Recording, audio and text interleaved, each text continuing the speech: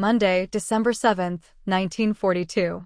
Dear Kitty, Chanuka and St. Nicholas Day came almost together this year, just one day's difference. We didn't make much fuss about Chanuka, we just gave each other a few little presents, and then we had the candles. Because of the shortage of candles, we only had them alight for 10 minutes, but it is all right as long as you have the song. Mr. Van Daan has made a wooden candlestick, so that too was all properly arranged. Saturday, the evening of St. Nicholas Day, was much more fun. Meep and Ellie had made us very inquisitive by whispering all the time with Daddy, so naturally we guessed that something was on. And so it was. At 8 o'clock we all filed down the wooden staircase through the passage in pitch darkness. It made me shudder and wish that I was safely upstairs again, into the little dark room. There, as there are no windows, we were able to turn on a light. When that was done, Daddy opened the big cupboard. Oh, how lovely, we all cried. A large basket decorated with St. Nicholas paper stood in the corner, and on top there was a mask of Black Peter. We quickly took the basket upstairs with us. There was a nice little present for everyone, with a suitable poem attached. I got a doll, whose skirt is a bag for odds and ends. Daddy got bookends, and so on.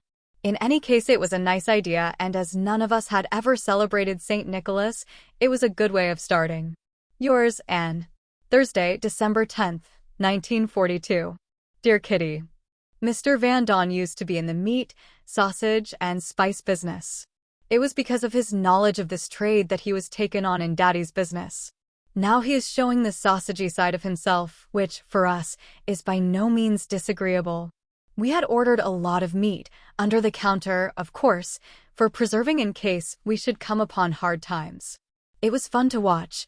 First the way the pieces of meat went through the mincer, 2 or 3 times, then how all the accompanying ingredients were mixed with the mincemeat, and then how the intestine was filled by means of a spout to make the sausages.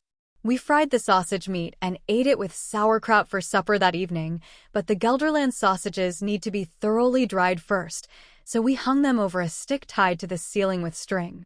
Everyone who came into the room began to laugh when they caught a glimpse of the row of sausages on show. They ironed terribly funny. The room was in a glorious mess. Mr. Van Daan was wearing one of his wife's aprons swathed round his substantial person.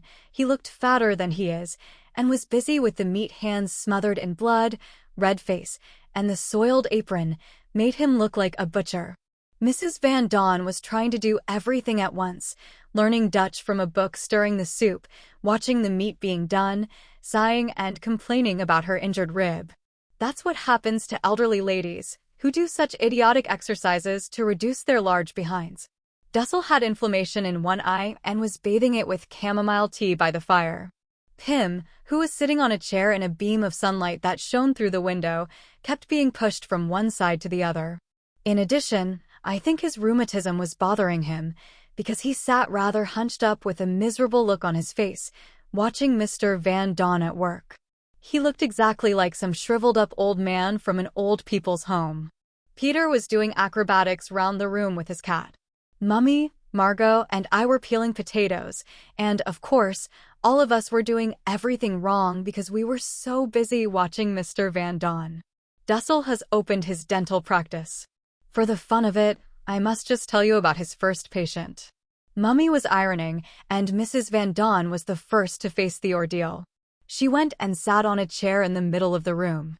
Dussel began to unpack his case in an awfully important way, asked for some eau de cologne as a disinfectant and Vaseline to take the place of wax.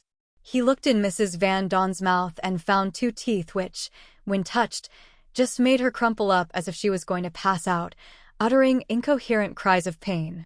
After a lengthy examination, in Mrs. Van Daan's case, lasting in actual fact not more than 2 minutes, Dussel began to scrape away at one of the holes. But no fear, it was out of the question. The patient flung her arms and legs about wildly in all directions until at one point Dussel let go of the scraper that remained stuck in Mrs. Van Daan's tooth. Then the fat was really in the fire. She cried, as far as it was possible with such an instrument in one's mouth, tried to pull the thing out of her mouth, and only succeeded in pushing it further in. Mr. Dussel stood with his hands against his sides calmly watching the little comedy. The rest of the audience lost all control and roared with laughter. It was rotten of us, because I for one am quite sure that I should have screamed even louder. After much turning, kicking, screaming, and calling out, she got the instrument free at last, and Mr. Dussel went on with his work, as if nothing had happened. This he did so quickly that Mrs. Van Daan didn't have time to start any fresh tricks. But he'd never had so much help in all his life before. 2 assistants are pretty useful. Van Daan and I performed our duties well. The whole scene looked like a picture from the Middle Ages entitled, "A Quack at Work." In the meantime, however, the patient hadn't much patience.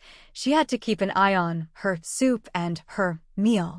One thing is certain, Mrs. Van Daan won't be in such a hurry to allow herself to be treated again. Yours, Anne. Sunday, December 13th, 1942.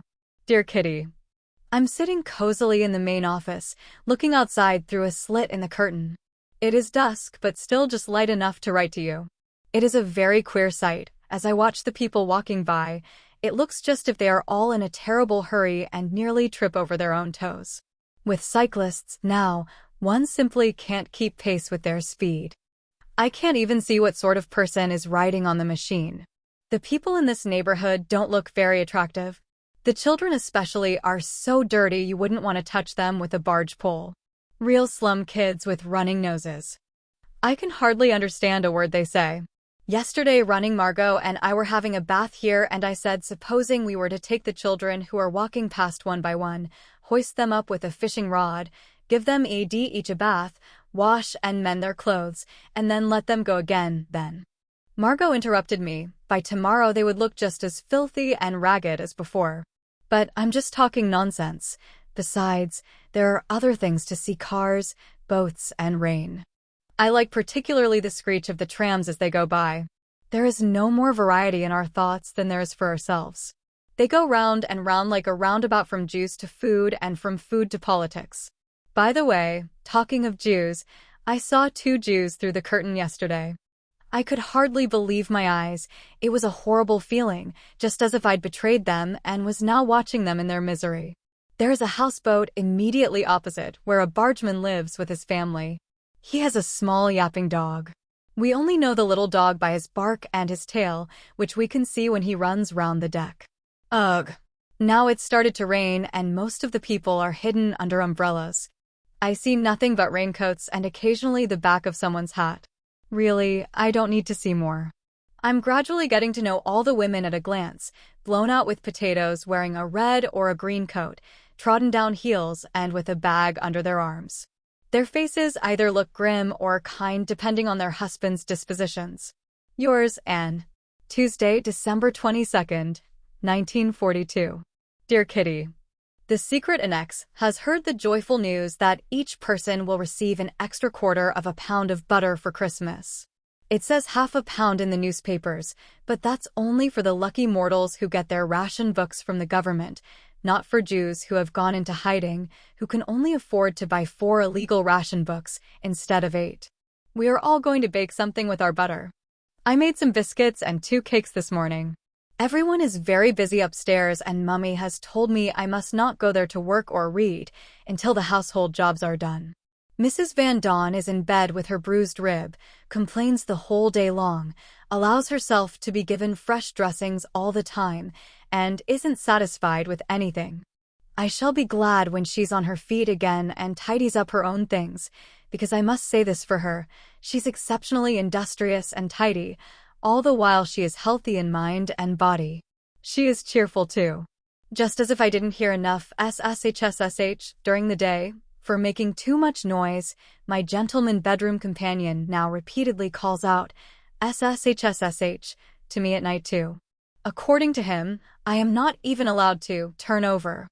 I refuse to take the slightest notice of him, and shall go SSH back at him the next time. He makes me furious, on Sundays especially, when he turns the light on early to do his exercises. It seems to take simply hours, while I, poor tormented creature, feel the chairs, which are placed at the head of my bed to lengthen it, slide backwards and forwards continually under my sleepy head. When he has ended with a couple of violent arm-waving exercises to loosen his muscles, his lordship begins his toilet. His pants are hanging up, so to and fro he must go to collect them. But he forgets his tie, which is lying on the table. Therefore, once more he pushes and bumps past the chairs to get it. But I won't bore you any longer on the subject of old men.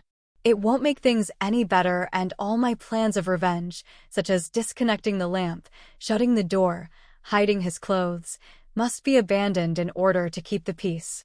Oh, I'm becoming so sensible. One must apply one's reason to everything here, learning to obey, to hold your tongue, to help, to be good, to give in, and I don't know what else. I'm afraid I shall use up all my brains too quickly, and I haven't got so very many. Then I shall not have any left for when the war is over. Yours, Anne.